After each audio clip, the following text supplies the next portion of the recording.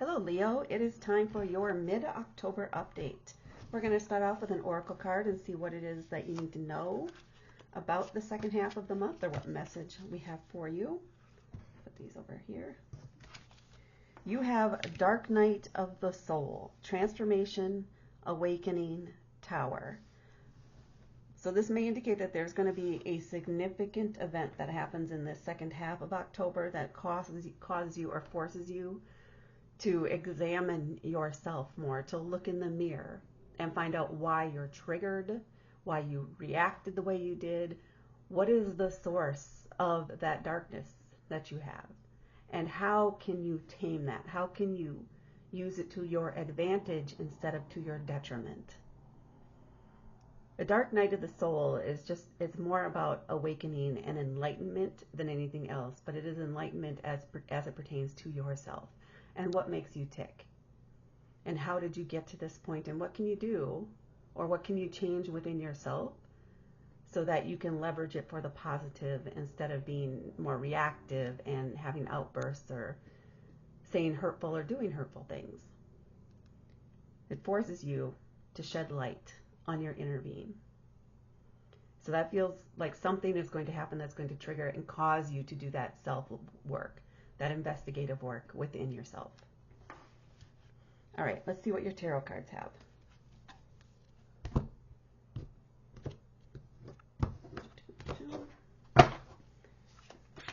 We have the Ten of Pentacles,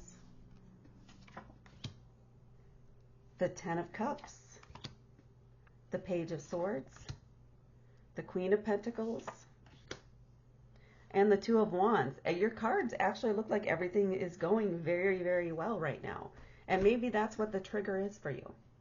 Maybe there is some fear or some triggers or something within success that is causing you to maybe do some sort of self-sabotage. Or maybe in the past, that's what you would have been, and that's what you're trying to change here in the second half of the month. Because everything from what I'm seeing in these cards so far is very positive. This person here may be a trigger. That could be what the issue is. But otherwise, you got it going on. So let's get into the cards. We're starting off here with the Ten of Pentacles. And this is a card indicating that you have built a legacy for yourself. A legacy for your future. So much success, and you're feeling in a very secure, solid point in your life, that this is now your bottom. And it's at a great place to be for the bottom. From here, it's a springboard for even greater things into the future. You may be celebrating your success with friends and family. You may be doing something significant to mark this point of your life. This point of success, of achieving some sort of major goals that you had. Maybe it was a set amount of savings. Maybe it was purchasing your first home. Maybe it was getting that promotion, or getting the job at that specific company that you've always dreamed of, or getting a job and being able to start a career in something that really is really fulfilling for you. Whatever this is, it is significant success and is the springboard for even more success in the future, if you choose to pursue it. And then we have the Ten of Cups, which is indicating this is the happy family. So you have a legacy and a happy family. Beautiful. You are worthy of this.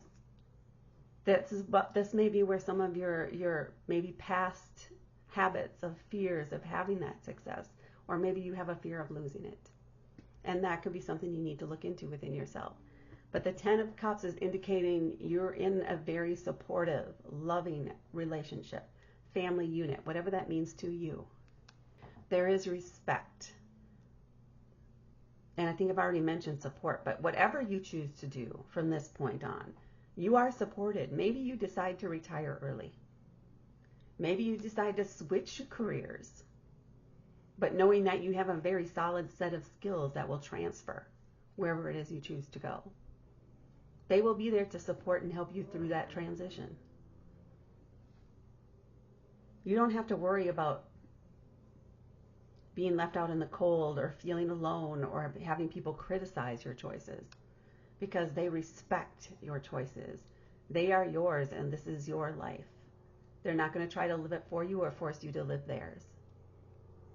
You have a lot of freedom within this. And that can be sometimes a little terrifying to people if you're not used to that. So there's potential there. But otherwise, you're doing really, really well. And then we have this Page of Swords. Now this can indicate a younger person. This could be somebody who, because it's swords, is in their heads a lot. Maybe they talk a lot. Definitely have a lot of curiosity, are always trying to look into something, but they're young, they are untried, they are a bit naive. Maybe they have a habit of only reading the surface level and not digging deeper, and they need to learn to dig deeper to try to find the source of things instead of just taking things at face value, instead of just reading the headlines. That may be what you need to help them with. And this could be where you're getting triggered, is they keep coming at you with the headline without any substance behind it. And you know what the substance is. So when they come at you as if they know what they're talking about, but they only have that surface level knowledge, that could feel very aggravating. It could be very frustrating because they may be making choices based on that, which again, you just want to shake your head a little bit. But you need to have a little patience here and try and help guide them into digging deeper.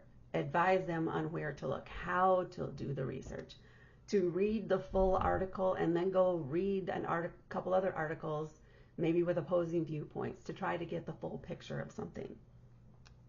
Don't take the first thing you read or just the headline as the truth. You have to read it all. You have to investigate. And I think that's what you're going to need to impart to this person, is you have to do the work. Interesting that that's together, and interesting that this is a book here. You have to do your research. You have to do the work to truly understand what the message is or what it is, or before you form your own opinion on it, on something. You truly need to understand it thoroughly first. And maybe that's what this is related to too, is just help advising somebody and teaching somebody how to do that work, how to do that research. Awakening their curiosity, or taking their curiosity to a deeper level. And then we have the Queen of Pentacles. Now this is an earth element. So this could be a Virgo, a Taurus, a Capricorn, or somebody with earthy energy in your life. They're very grounded. They're kind of laid back. They can be a little stubborn, but I don't know. They also have great ideas. This feels probably more like the cardinal energy with the Queen here. So I would say Capricorn most likely.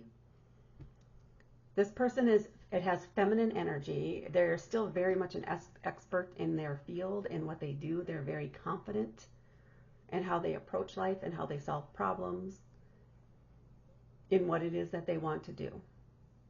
And they're not afraid, again, to start different projects or different things and try different things. This feels like it's somebody who could advise you on maybe on some practical matters having to do with home life or potentially work, like what skills should you work on if you do decide you want to shift careers. They may be great at advising you on how to write your resume so that it sets you up or gets you noticed by those types of jobs that you want to get into. Or they may come up with a plan on what other skills you want to tweak or enhance, or go back to school or get more experience in before you pursue that. This is somebody who can help you research all of that stuff. If this has to do with home life, this could be around organizing your home. It could also be about planning to buy a home and trying to decide what area you want to buy it in. So this could even be a real estate agent. But this is somebody that you have a lot of respect for, that knows their stuff and has some solid advice for you. And then we have the Two of Wands. This is all about planning for the future, planning for something a little exciting, because wands are a fire element, very Leo-like in it. But it's all about that initial planning stages and coming up with ideas. And this could be like planning a vacation. That's my favorite view of this card. Where do you want to go? How do you want to get there? How long are you going to stay? Who are you going with? Etc., etc., etc. coming up with a plan, coming up with a goal, and then starting to come up with that plan and then put things in motion. So brainstorming on different things. Again, it's going to be things more that you're passionate about, that gets you really excited because it's fire. So it could be something that has to do with movement too. Maybe it's a new exercise routine that you want to take into your life or add to your life. Or maybe it is a dance class or something. Maybe you're going to take up running. Maybe you're going to, what else is active? Maybe you're going to join a bowling team. So what bowling team? Where? Which bowling alley? What night of the week? Etc., etc. But there's a joy and excitement just in coming up with the ideas and planning the initial planning stages. So a little bit of fun here at the end of the month. Not that you're not having a good time in the rest of it, because it's pretty solid few weeks here in the second half of October. And I love that for you, Leo. Please hit that like button. Please hit subscribe to help me grow my channel. Please share this with others. Thank you so much for watching, and I will talk to you later.